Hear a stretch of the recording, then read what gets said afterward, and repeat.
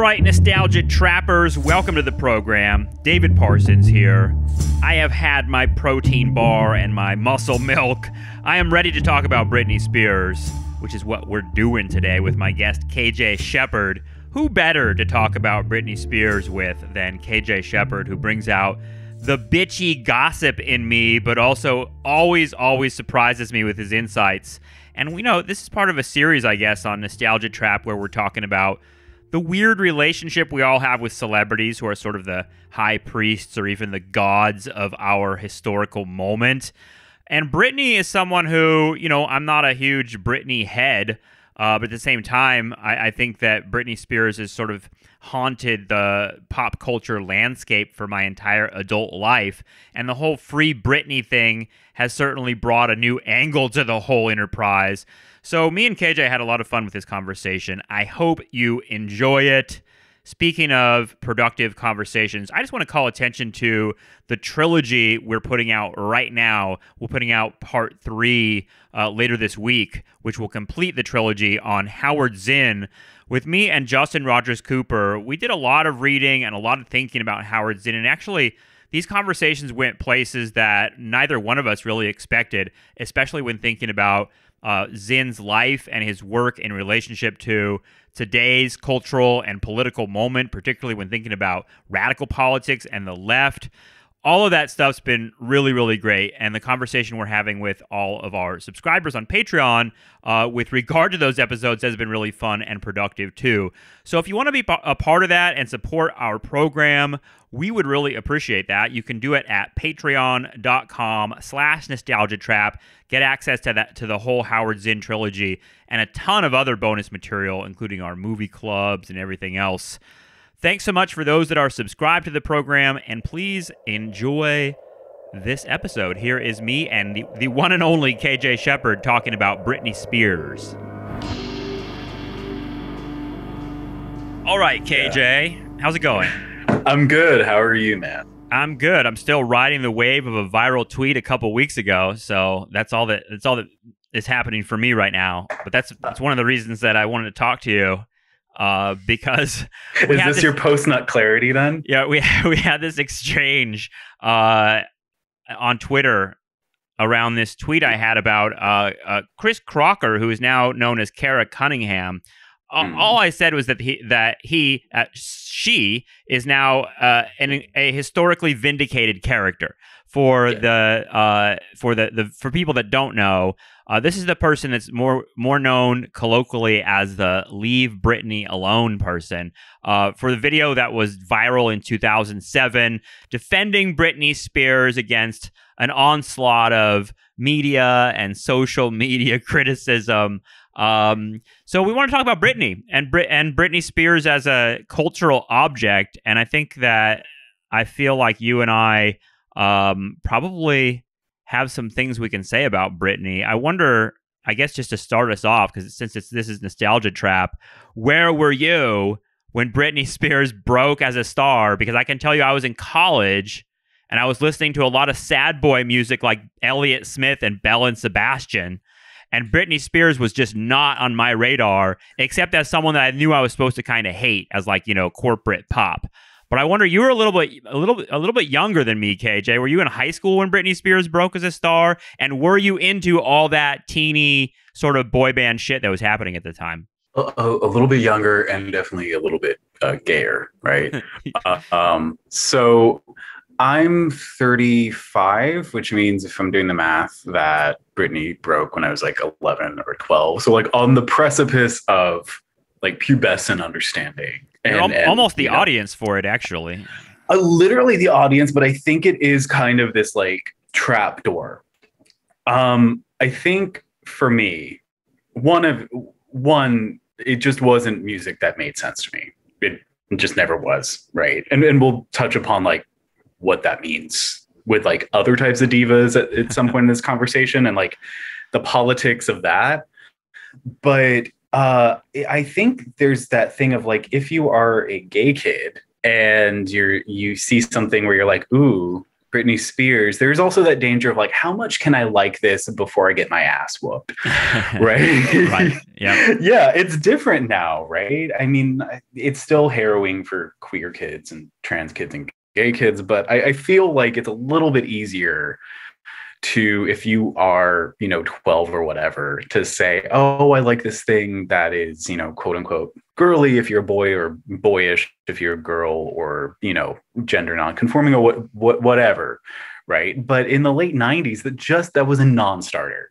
Right. The only way that was acceptable for a boy, to be into Britney or Christina, but particularly Britney, because she was the one where it was like, the talent was a bit sketchy, right? Like the only way you could be into that is if you had some sort of posturing of like wanting to be with her, right? Mm-hmm. And I mean, you've known me for a few years.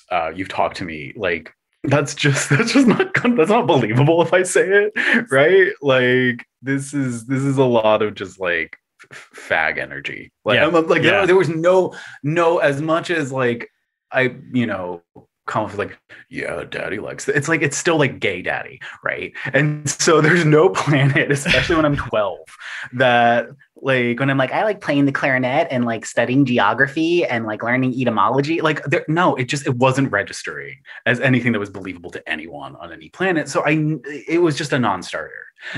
So it was more. Were you into any of that boy band stuff? Did you Absolutely. Listen? I wanted to make out with one member of 98 Degrees. There you go. But it was the one that was not the brother, but also didn't look like he was 35. Right. It was like the third member that nobody remembers. Those guys all look like Abercrombie dudes. They all look like future insurance salesmen.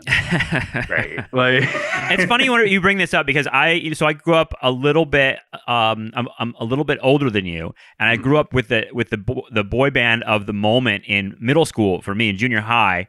In the 80s was New Kids on the Block. Yeah. And what I remember about that, like that you just brought up, was that you couldn't like New Kids on the Block without being called homophobic names. Like it was literally like that was very, very strongly known on the block and at recess and in my junior high, that New Kids on the Block was like faggot music essentially, and for girls. And any boy that liked it was suspect. And it was really, I mean, intense. I cannot tell you how powerful that was. I mean, do you remember I don't know if you remember all the urban legends, but like the big one about New Kids on the Block was about Jordan having to go to the hospital and get his stomach pumped because he's swallowed too much cum. Yeah. I didn't know what any of that meant when I heard this rumor at 11 years old. I heard the rumor is that he swallowed too much gum. And so I literally just thought that was like something that he was into. And I didn't understand the sort of like the comments about sexuality that were being made by that hideous rumor. Yeah, it was. I think, I do take a certain queer joy out of saying the F-bomb, but for that time period, it wasn't just that it was gay. It was faggot shit. You could not listen to this because it was faggot shit and you would get your ass beat as a faggot. Obviously, right, like that's not great, but it was just, that was the pervading feeling at the time. So if you liked it, you didn't let it out, or you just pretend, or you postured that you didn't. It is weird, like all of those like sort of cum guzzling rumors though, because they are based in like a very like brain damaged toddler idea of like what sex is, right? Totally. Which is like 12 years old, like, right, like it was the same time as the Richard Gere gerbil story. It was like this was happening concurrently, right? But just like you just want to know the game of telephone where like somebody heard the phrase "coming buckets" and then they thought, yeah, my nuts can produce like a whole cup full of spoo, or just like.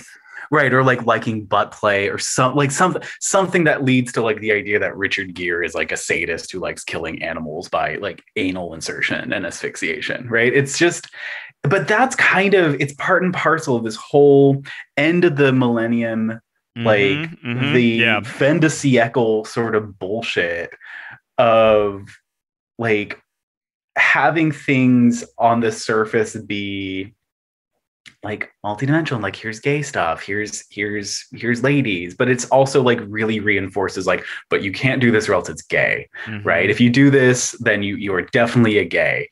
And even the most and like all liberal, through pop culture too, like right. entirely. I remember, I mean, now I'm remembering just like who I was supposed to like and not supposed to like, and it was like there was, I mean, people were in junior high and elementary school. I remember a conversation about like Michael Jackson, about Prince, about George Michael, especially.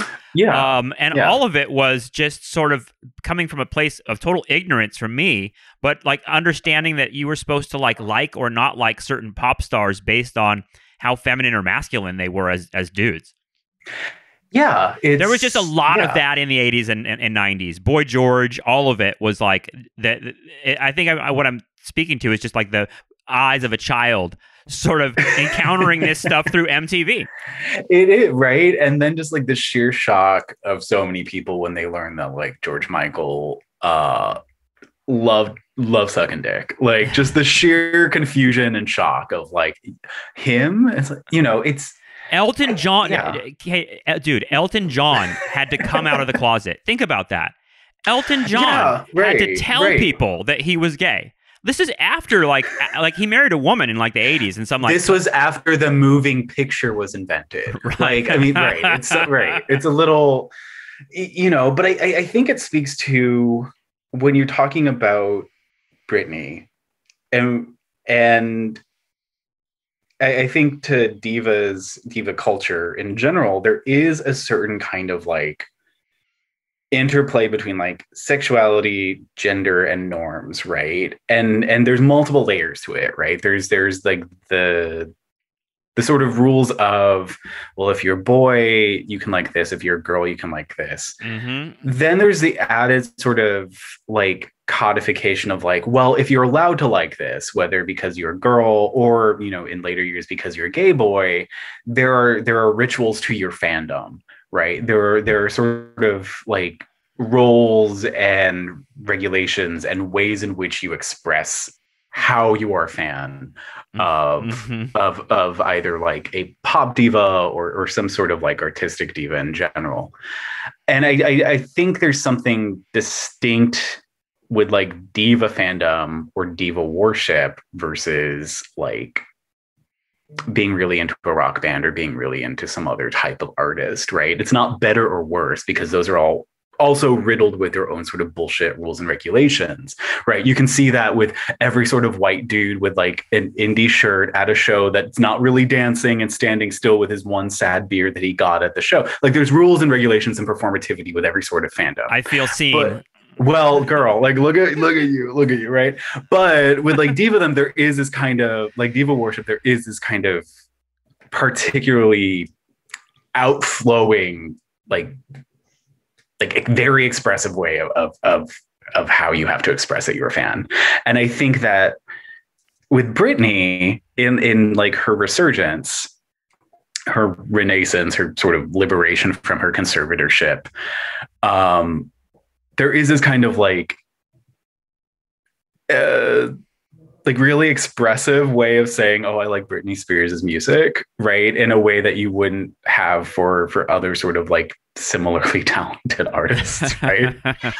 Right? Because we've designated her a diva, right? Yes. Let's define this a little bit because you're talking about a specific kind of fandom, and a specific kind of fandom being a relationship between gay men and the diva character. And there are like stereotypical ones, I feel like, in our collective cultural history, whether it be, I mean, isn't like part of the rumor, and I think it's been debunked over the years, but like part of the rumor about Stonewall is that Stonewall happened like right after Judy. That never happened, right? Like right after Judy Garland. Well, the rumor is that that Stonewall happened right after Judy Garland had died, and all these queens were really upset in this bar when the police raided them. Extra upset because of Judy Garland's recent passing. And I'm like, isn't that just like adding a layer of stereotype to it is patently offensive, the idea of like the only way I can like beat up a cop is if like I'm worked up about the death of like a pill addict, right? No offense to anyone like facing drug dependency. I'm just saying, like, yes, Judy Garland's demise was not why Stonewall happened. Why Stonewall happened, right? It is so, yeah, it's infuriating. However, there is something that is multi-generational about diva worship and gay culture. And there's something where it does kind of hinge on like a pre-Stonewall and post-Stonewall moment too. There is a turn that happens with that, right? I was reading a few things about like diva worship and like historic gay culture, and they point out that like the original sort of forms of diva worship in like American gay culture tended to be like movie stars, and particularly actresses in specific roles, right? So it's not just like I'm worshiping Bette Davis. I'm worshiping Bette Davis in this role, right? It's not just like Joan Crawford. It's Joan Crawford and Johnny Guitar or the women, right? Where it's, it's where they're in these roles where they are just Barbara Stanwyck, right? Mommy Dearest. Whatever. Well, that's its own. That's a whole 3-hour talk about like camp, right? But like, right? It's these women who sort of like take on the world and sort of build a world of their own making, right? There's these characters that are not weak. They're not written poorly. It's sort of playing off of like the strength of the actress themselves, and so part of that worship becomes partly like looking into the character and seeing all of these qualities of like whether they're able to work through different worlds, like Joan Crawford and the women, and of just sort of like being able to like code switch and go back and forth between worlds, or they're one-liners like Bette Davis and or Mae West or whatever. And sometimes it is, or in addition to that, it's also that when you see a diva, it's also this world of intrigue. It's not only them, but it's also the world they inhabit, right? And so why that matters in a pre-Stonewall context is it's this idea of like getting out of a small town, getting out of butt fuck wherever, getting out of like a sort of harrowing place or a harrowing scenario. And so when you see these women on screen and sort of this fantasy that they've created, Marlene Dietrich, whoever, right? It's not only that you think Marlene Dietrich is cool or that Bette Davis is funny or that Joan Crawford has a lot of grit. It's that they also like are through their own force of nature creating this world that is like someplace where you're like, oh, there is something better there, right? Is it like like a diva-ness is like a queer fantasy, or there's something like diva, like this celebrity woman inhabiting a kind of queer reality, like she's like trapped. There's like all these like sort of feeling of like she's trapped in a world that's like not for her. At the same time, the world kind of like wants her. There's like so many kind of connections, it seems like, to especially pre-Stonewall, like queer life, like the idea. Just watching that Britney documentary, there's a sort of on Netflix, there's a sort of like fetishization of how alone she is, how vulnerable she is, how trapped she is, how she can't trust anyone, how she's alienated from her own parents. I mean, there's a lot of connections to like what we might think of as a typical queer experience in American life to like this experience of a fabulous performer who is like at the same time some kind of a prisoner of fame. Right, that basically is the plot line to Britney's song Lucky, one of 3 Britney songs I like, right? But yeah, whether it's that or like Edith Piaf, or there's that idea of like the fabulous bird in a cage, right? The tragedy. Right? Yeah. I started making a list. Not of divas, but I'm like, what the fuck is a diva?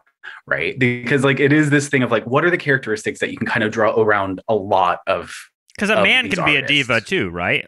Prince, Bowie, right? It's not even, it doesn't even necessarily have to do with flamboyancy and like dress either, because Pavarotti was a diva, right? Like there about is bitchiness. There's like a bitchy attitude, right? He was a like, bitch. Right? No, and I'm trying to think of like the characteristics. And I think the number one thing, and you're kind of circling this, is like there is on the one hand, like an unknowability, right? So it is like the facade of candidness, right? And facade is the emphasis here of like, you can do all the interviews, you can have all the perfume ads, you can, have the record covers where they're staring right at your soul, your very soul. But there is an unknowability, right? So for all the memes that we have about Mariah Carey at this time of year, especially, like all I want for Christmas is you. And, as much as I've seen Glitter 12 times, because I'm have you really faggot. It's my third favorite movie. I'm well, I was just reading about Glitter this week, strangely enough, because I landed on it through like a 9/11 Wikipedia rabbit hole. Yeah. And also because of that song, like is the Christmas song, like All I Want for Christmas Is You, is that Mariah Carey's biggest song? It seems like she's really milking that one in particular for years now. I think with Mariah, it was her attempt to create the first kind of Christmas song in the canon since This Christmas, right? Which is like from the 70s, which is a better song. But I can't say that I'm Mariah fans, but like I hate that song. I hate All I Want for Christmas Is You. But yes, it is a way to create like it's got that infectious melody though. Like you cannot get away from it.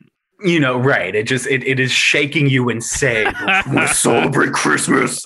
Yeah. Like it has got sort of this like manic Muppet vibe to it of like, we're going to celebrate. But like, yeah, but with Mariah, there is this kind of like myth building.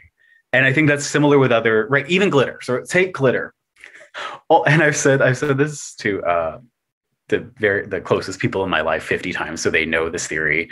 Only Mariah would create a biopic in order to create a lore and also like distance herself from certain things in the past, would make herself 3 years older in order to make a new narrative. Like in the story, like logically, she would have to be 3 years older than she actually is in order for any of this to happen. But she's like, no, I didn't come up through freestyle music and stealing from Brenda K. Starr and then getting Tommy Mottola to marry me. No, Billy, right? Like the character, like, no, this happened 3 years earlier with like the Shannon sound and all this stuff. And I didn't mean to turn you on. Which is not right. Which is like, not all what happened. This is a glimpse into queer fandom, by the way. Look, like Sherelda, Jimmy Jam, Terry Lewis, Does It Mean to Turn You On? Like it's a dope song. I don't know why Mariah thinks that she needs to insert herself into this timeline. Anyway. I'm thinking about Mariah Carey and Britney Spears now having both. Right. I mean, they seem, if we're thinking about like what exactly the definition of a diva is, it seems like insanity, madness, being institutionalized at some point, even like that's part of the tragedy. It seems like even you talk about like Judy Garland being a pill Billie addict, Holiday, it's like it's one element of a larger sort of just disintegration that almost seems like we expect it, we want it, it's part of the story.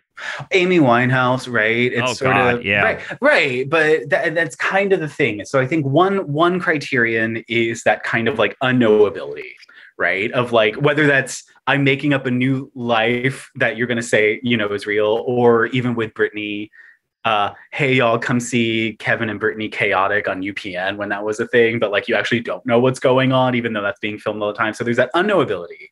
I think you're right in that there is some sort of tragic, whether it's rue or ruefulness that they have, which you'll see in like older stars like Joan Crawford, where there's always that edge of rue in everything she does, where she's just so ambitious that you can see that it just kills her, that she's not getting exactly what she wants when she wants it.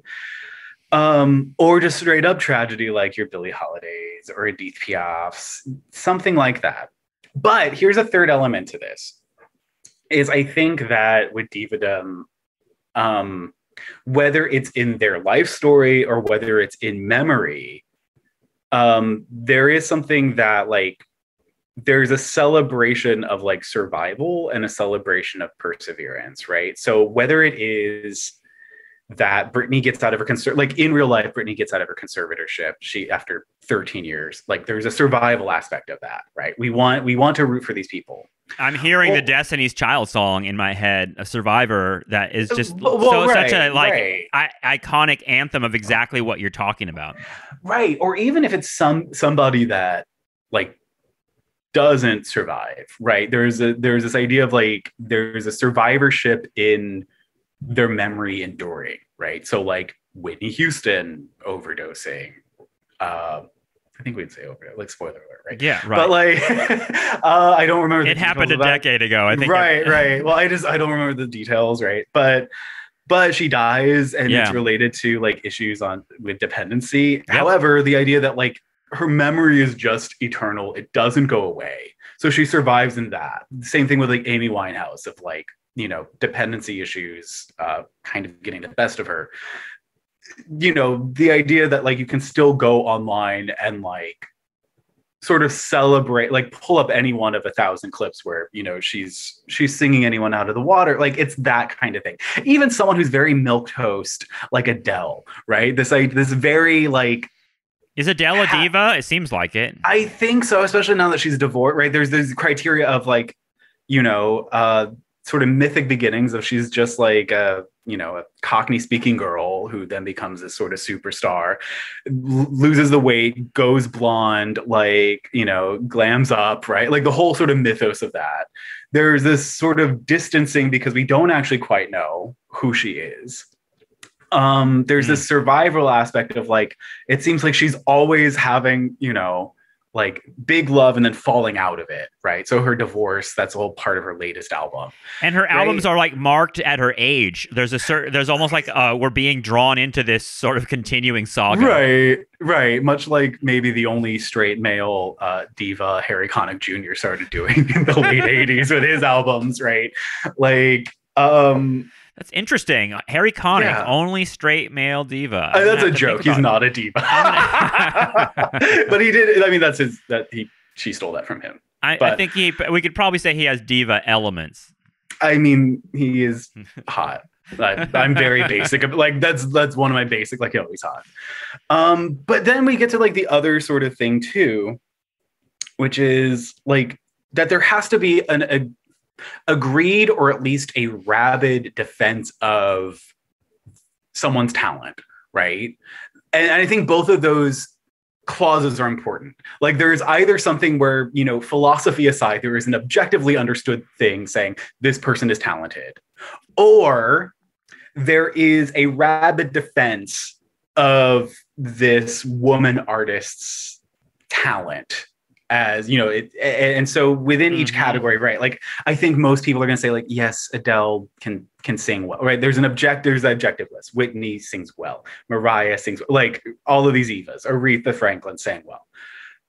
Then you know you get to this category of people where, especially with fandom, like part of the creation of the diva is demonstrating that you believe that they are talented. I believe Britney is talented. I believe, you know, Madonna is talented. I believe, you know, people for whom like the rallying cry has always been like, well, they don't have a great voice, or they have like a 5-note range or whatever, or they're always flat, or they think they can sing and they can't sing for shit.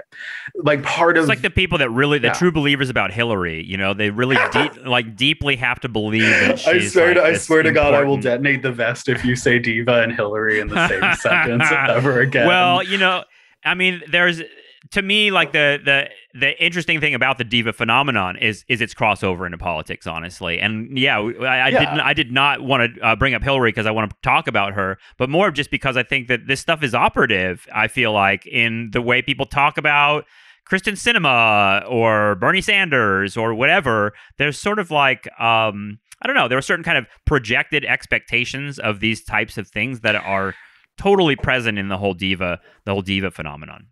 Yeah. I think in so much as like politics in this country is a joke because it is just nothing but like pop culture. Right. Of course it's the same stuff.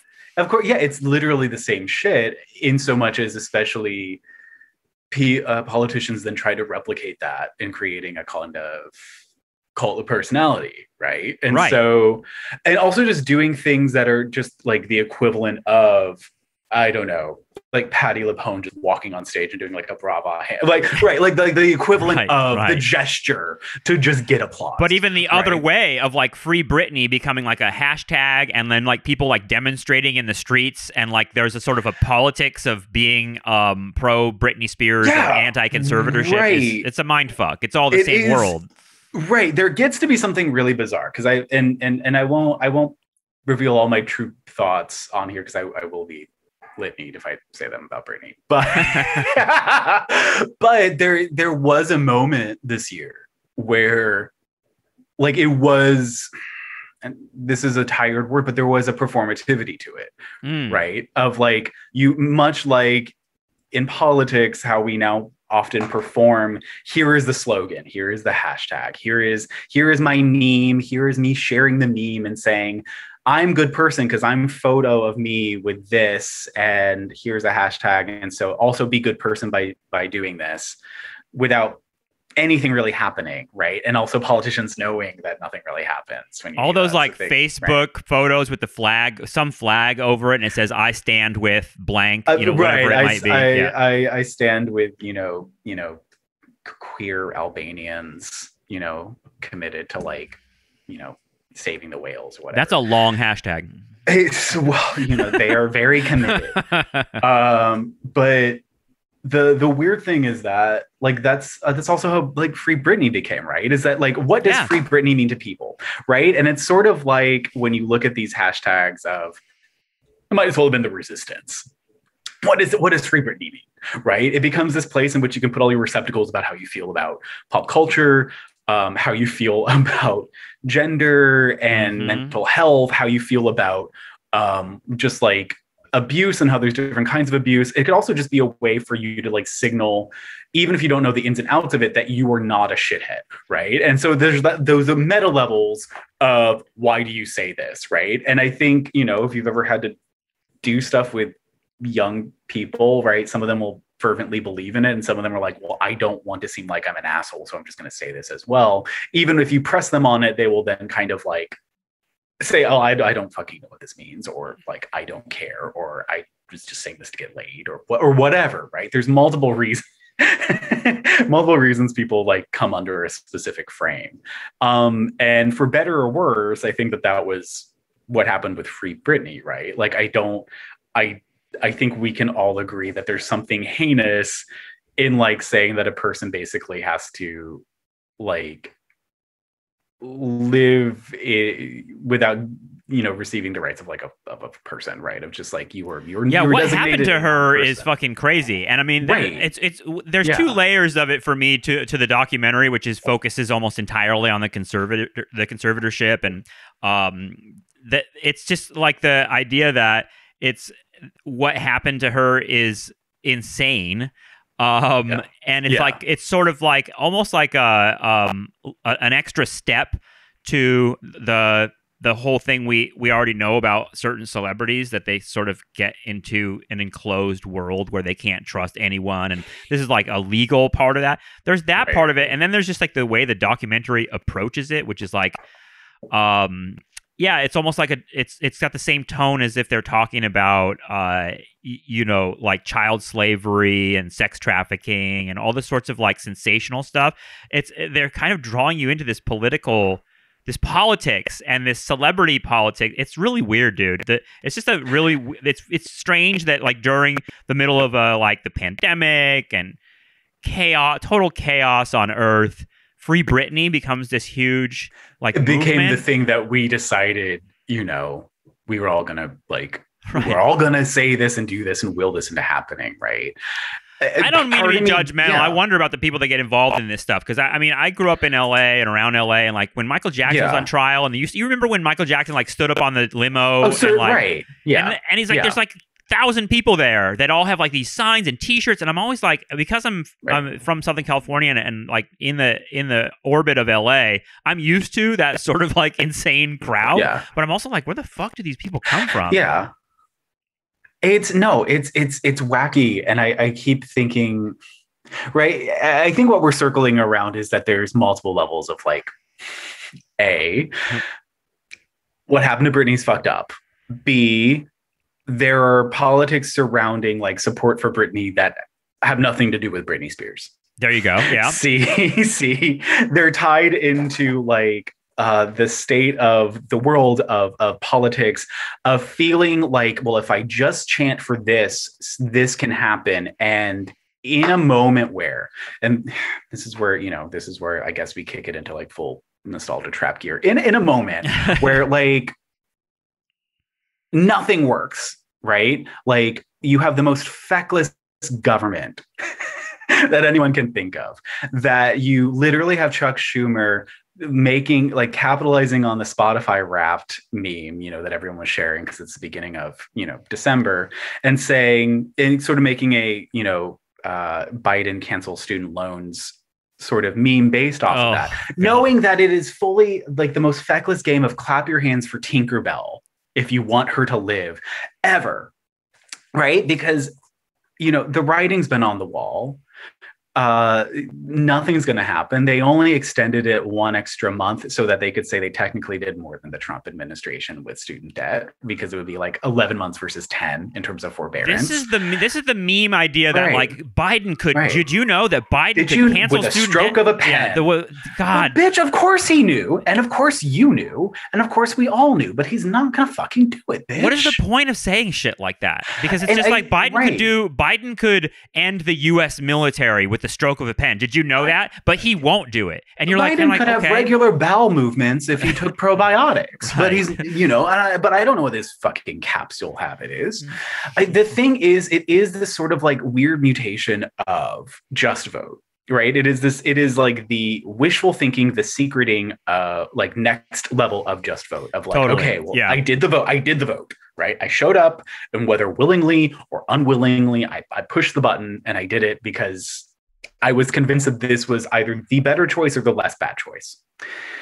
And then nothing happens, and you're told that, like, well, we have to like wait 2 years. And in the meanwhile, like, you're like, well, we've had protests in the streets. We've rallied against police brutality. Like, it's pushed some things on the board. And then like when that abates and things go back a million miles, like, I guess we can just all scream on the internet, Joe, cancel my loans, or Joe, invest in clean energy, or Joe, like, you got to be fucking kidding me if you think your COVID plan is literally to get people to like spend more time being on the phone with their insurance company so they get rebated $32 for tests instead of just making them like $1 a piece. Like the idea that we didn't know that the wolf was a wolf all along, right? And I think that there is some sort of like positive reinforcement in saying, well, if I say free Britney just enough, somebody's gonna listen.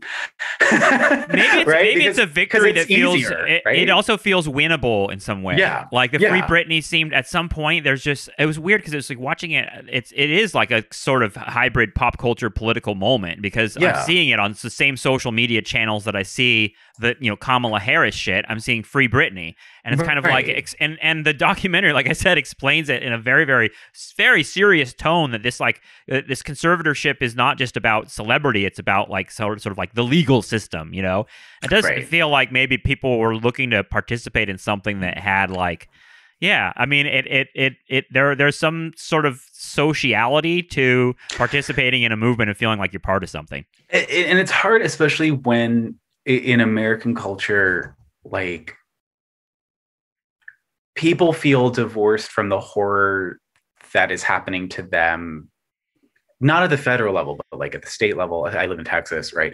At the local level, like, they see these heinous things happening in real time, and they don't like, there is a disconnect between like, well, you could do the free Britney thing at a level where actually that might do something, right? Like at the city council, at, like be the Britney you want to see in the world. But kind of, right? Like in my city, we like kibossed a plan for a new ladies' jail because 100 of us got on the fucking phone and said, "Are you fucking high? Like, don't fucking, like." Yeah, don't lie. I won't remember the details, but just like last year in my county, there was like some evil like oil refinery plant was going to come and like build something on the ocean, and like nobody was talking about it at all. And like seriously, like six high school kids went to a city council meeting and like started some shit, and the refinery left, and they were like, no, we're not going to do it. And I'm like, there's some like examples of like how you can not feel worthless and useless and powerless.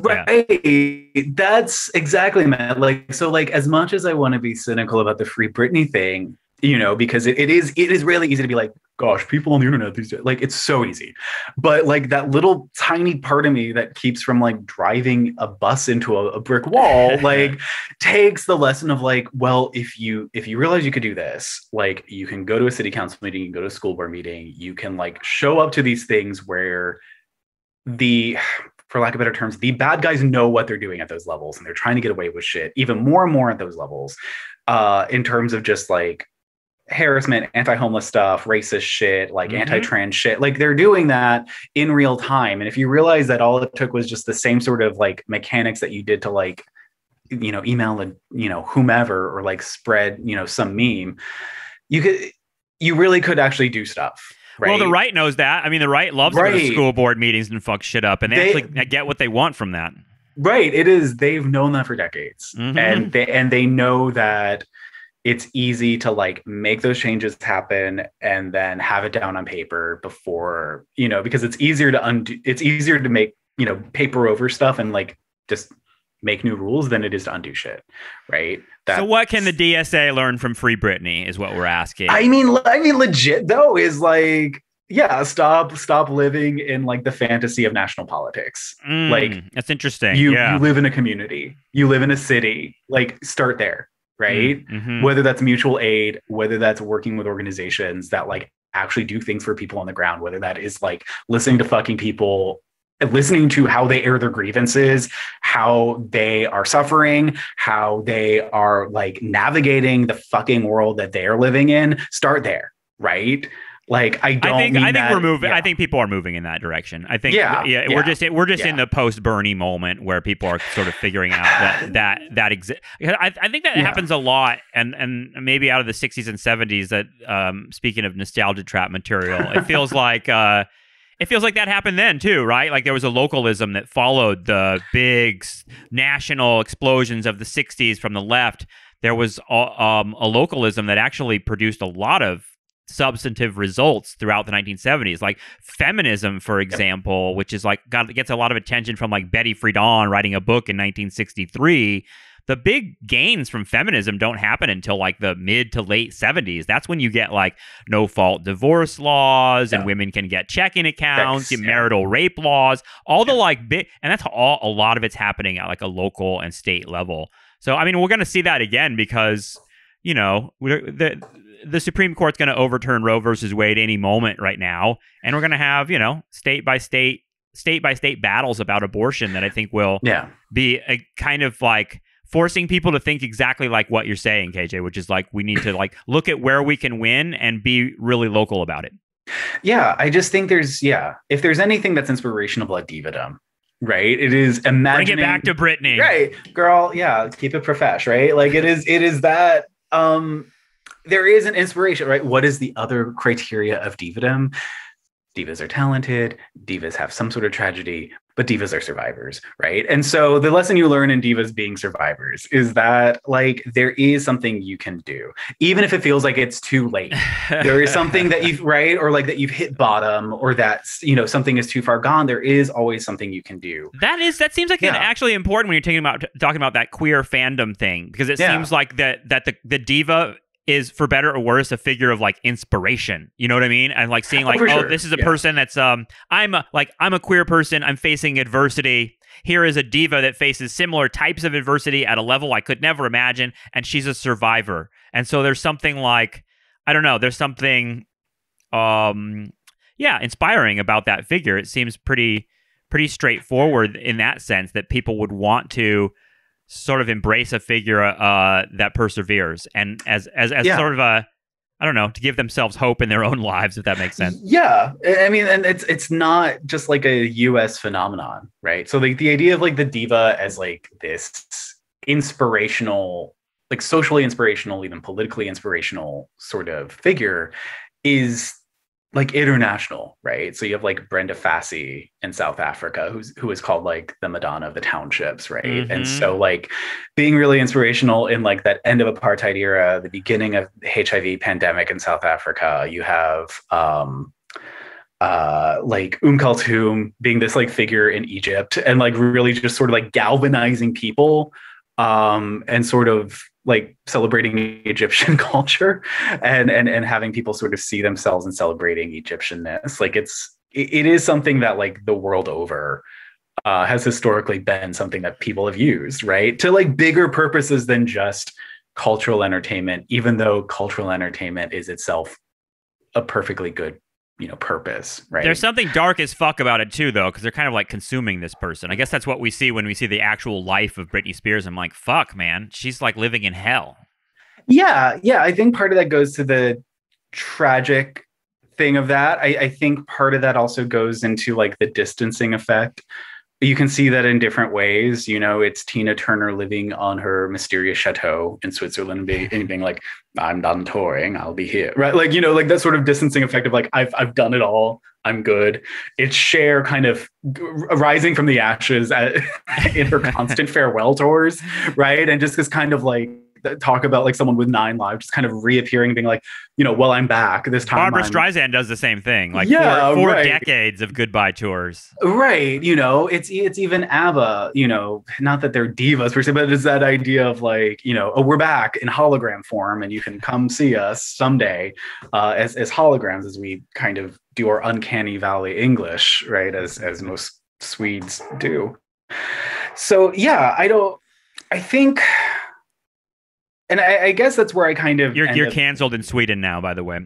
That's fine. If you want to hear my Anne Margaret impersonation, I'll do it off air. Like, It makes me think of something I read this week, and I wonder what you think about it. I wonder if you saw this. It was like an interview with George Clooney where he's talking about like getting in a motorcycle accident a few years ago. And he said that, he was like basically thought he was dying on the road after he fell off his motorcycle going like 75 miles per hour. And there was like people gathering around him. And everyone had their phones out, and they were all like, he had kind of like a Black Mirror moment with it, and he felt it like blew his mind. He's like, I'm still thinking about it 3 years later that like I thought that like they loved me, like genuinely loved me as a person, but I realized I'm like an object to them, even as I'm like laying there dying on the pavement. And there's something really dark and sinister about that. And part of me is like, what did you think it was, George? Like, what did you think they actually liked you?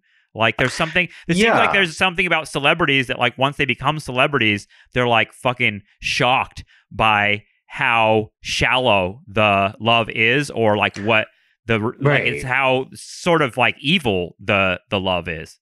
I think part of that, and maybe this is where we can say that George Clooney is not a diva, right? That I think that like if you are famous, like there is that kind of like, Madonna wrote a whole album where the album began with this whole problem, right? Like Ray of Light begins with her writing the song Substitute for Love, where it is like her just looking at it, what it is, and being like, you know what? This fame is a substitute for love. I still want to be famous, right? Like that's the whole point of the song. Like she's just like, I traded it all, and this is all kind of a substitute for love. Like my followers on Twitter don't really know me. Yeah, right. They don't. Yeah, because I think everyone is pursuing this fame now, and I say everyone, I mean everyone on social media that's trying to like gather followers is doing a similar thing as like becoming a celebrity, if that makes sense. But I think what marks a true diva is this awareness of like, this is the trade-off, right? Because I think that's what feeds into the mythos and the storytelling, the survival, the tragedy, the distance, the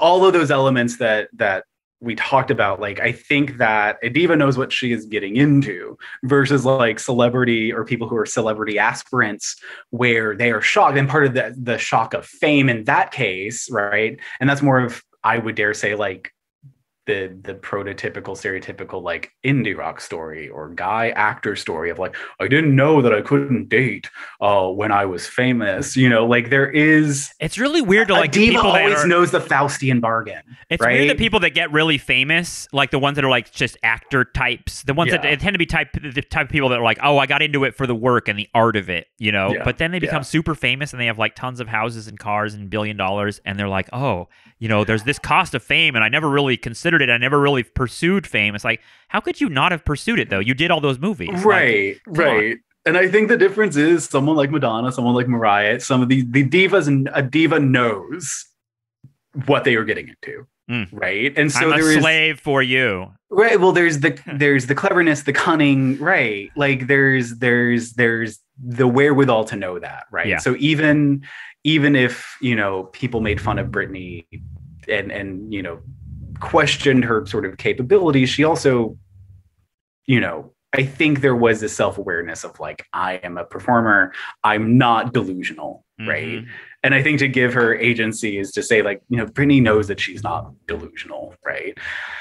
I think there's like one other element to this, because I was thinking about this a lot with like diva culture, to go back to queer shit. And there is, I think, the politics of like normality and how they play in with like anti-divadom, right? So I think you can see this particularly with like Gaga. And like, I'm not like it. She's almost like the like, postmodern, the most postmodern diva. I don't know if you agree with this. Like diva in quotes, you know, like a very performed diva. It is like the self-aware, right? It is meta levels of divadom, and it's fascinating. It's a flavor of ice cream I will never order, right? It is rum raisin. I'm like, on no planet do I want this. Someone else might love rum raisin. I'm never ordering this, but it also becomes this thing where like there is a politics to openly deriding Gaga, right? And part of it is in like this sort of like gay or queer distancing from what is perceived as mainstream, you know, like basic fags, basic gays, right? Of like, is Lady Gaga basic gay? Give me a window into this world, because I don't know. It's kind of like, you know, I'm not like other girls, right? Like it is kind of like that meme. Because it feels like the whole Born This Way thing is out of step with the larger, or even like the more like sort of progressive radical vision of sexuality is not about like, that's a bit dated. Like biology is destiny. I was born gay. It actually seems like not offensive anymore to say that like sexuality has elements of choice to it. Yeah, I think that part became antiquated. I think it's just more of she's always deliberately creating her divadom, right? Like you said, it's this postmodern, like, and now she's going to do movies, and now she's dyeing her hair blonde and doing albums with Tony Bennett. And she's going to have like a tragic divorce scheduled for 2025. Like it's all like predetermined. She's got like the Chromatica Oreo. She's got all of these things where it is always very calculated. And if you like that, you like that. And if you don't, you don't. But it is always crafting the divadom. But taking the Born This Way off of it, it is also this politics of like, you know, I think within sort of queer discourse, there is that element of, well, you know, I'm not like other girls. I don't like Gaga. I don't listen to this kind of stuff. I listen to real music, which is itself almost a kind of performance, yeah. Right? Which is also like, and that's also not to say like you like myself, you can find her music repugnant and also not be playing into that, right? Like it is just like static noise in front of my eyes. I'm like, this is not a sound I want to listen to.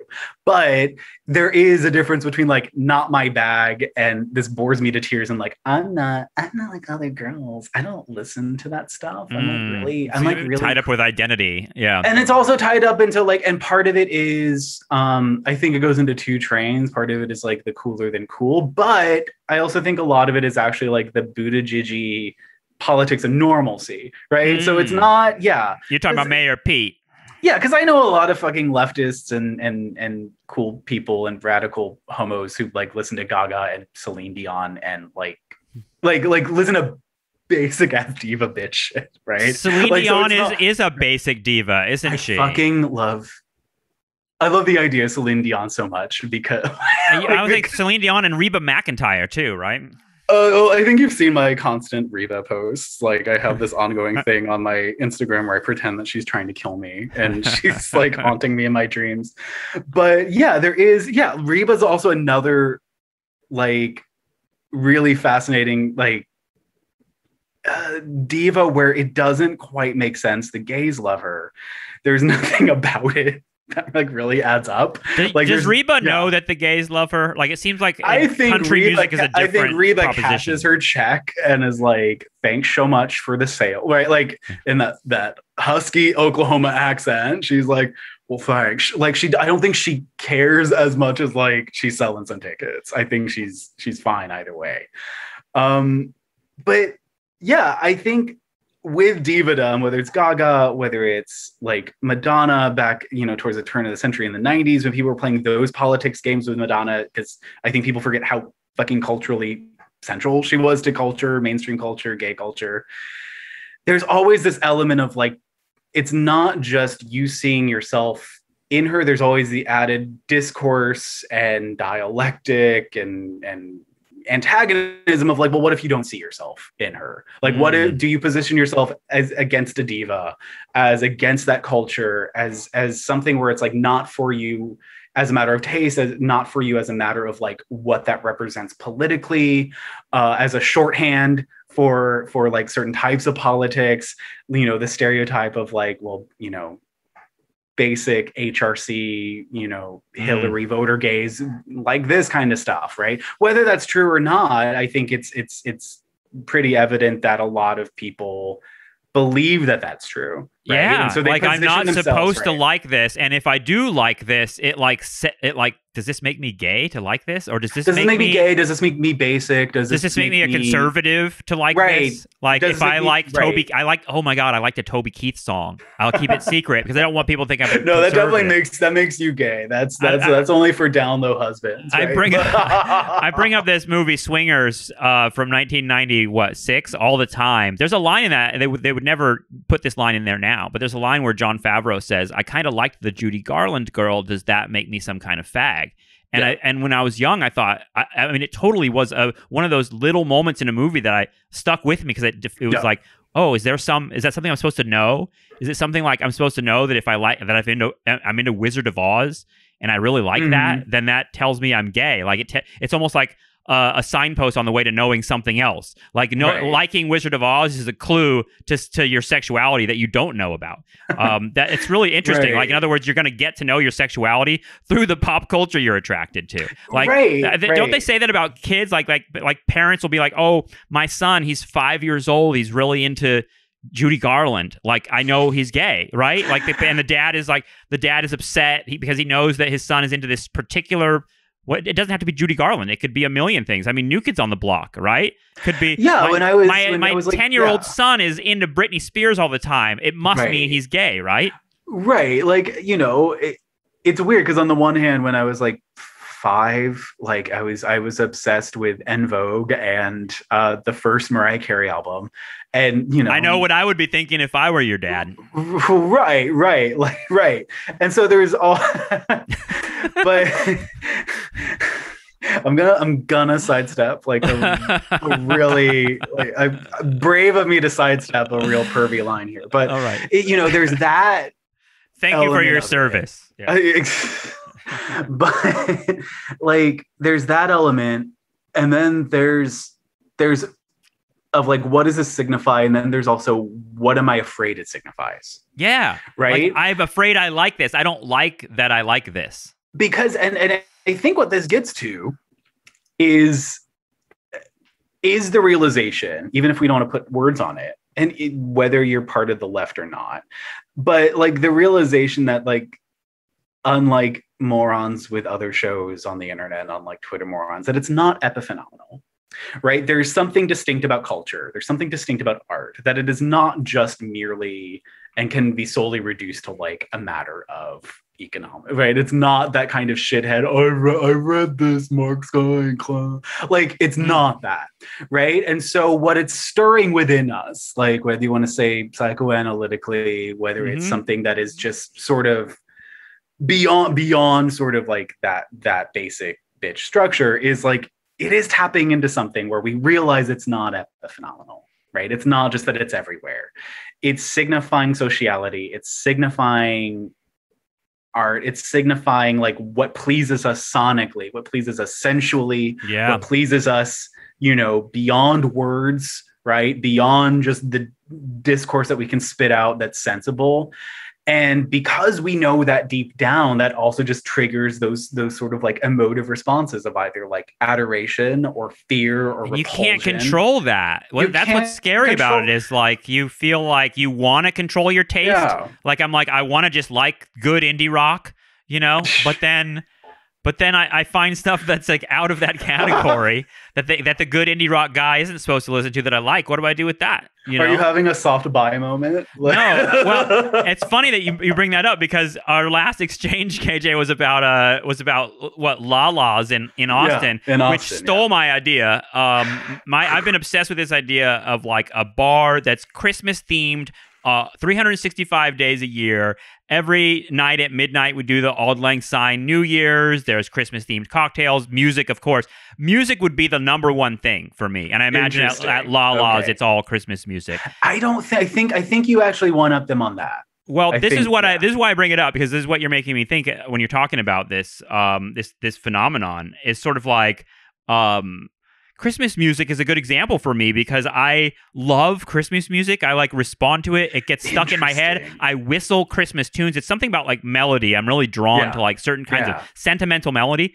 But the intellectual part of me is like, I fucking hate Christmas. Yeah. Christmas is bullshit. You know, I really do generally hate the phenomenon, politically, culturally, etc. Personally, familially, the whole experience is a nightmare to me. And yet Christmas music and the whole nostalgia of Christmas is something that like draws me in and brings a tear to my eye. And that conflict is something that is not resolved for me. And it really is. That's what I think I'm talking about when I say the nostalgia trap, because it's like, what I can't get out of it. I can't get out of the fact that like when Karen Carpenter, who's my diva, is singing not all divas are survivors, I guess. Her voice singing I'll Be Home for Christmas just goes to a very, very, very deep part of me that is totally apart from any kind of like, reading a Marxist book or anything like that. No, you know, if this is a safe space, I will admit, like, there's something about, you know, the real Jesus-y ones too for me. Like, and I'm an avowed agnostic. That's a good example. Right? I will cry over a Jesus song. I'm not a Christian, and yet like I'm into it. Silent Night will just kind of like undo me if it's performed really well, right? Like the very basic standards that are very Jesus-y. And it's something that like is just hitting you sonically beyond words. It's just getting you in your viscera in a way where you know that it's not just reducible to like the stuff you can discuss in a seminar, or the stuff that like shitheads who want to use $30 words incorrectly on Twitter want to do.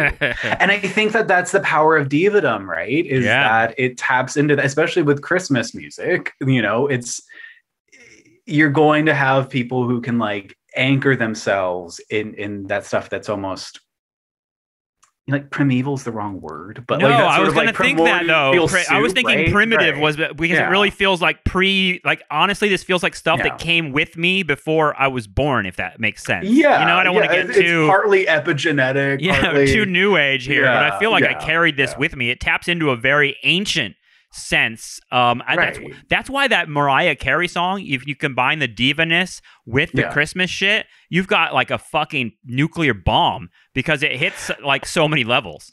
That's how I feel about Have Yourself a Merry Little Christmas with Judy, like, and with the original lyrics where it's like really, really grim. It's not like the like yay, we're gonna have it's like bitch shit is bad. Like, you know, it's that sort of like bell tone quality she has to her voice that just kind of like sears through you.